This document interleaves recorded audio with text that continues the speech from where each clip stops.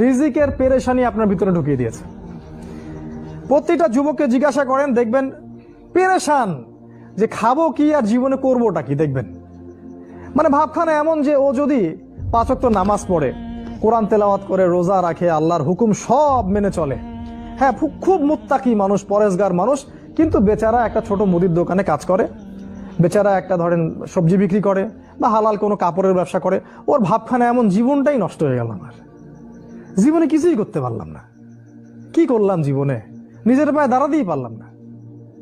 এই যে কনসেপ্টটা মাথার মধ্যে ঢুকিয়ে দিয়েছে, এটা ওই পশ্চিমাদের থেকে আসছে আর কি।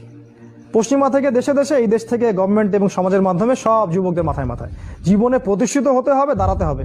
এর মাধ্যমে আপনি কি বোঝাচ্ছেন? ওই ছেলেটা তো আল্লাহর কাছে অনেক বেশি পছন্দের, যে আল্লাহ পাকের সব হুকুম আহকাম মেনে চলে এবং হালাল খায়, মাশাআল্লাহ। আল্লাহ পাক তাকে সত্যবাদী নবীদের মর্যাদা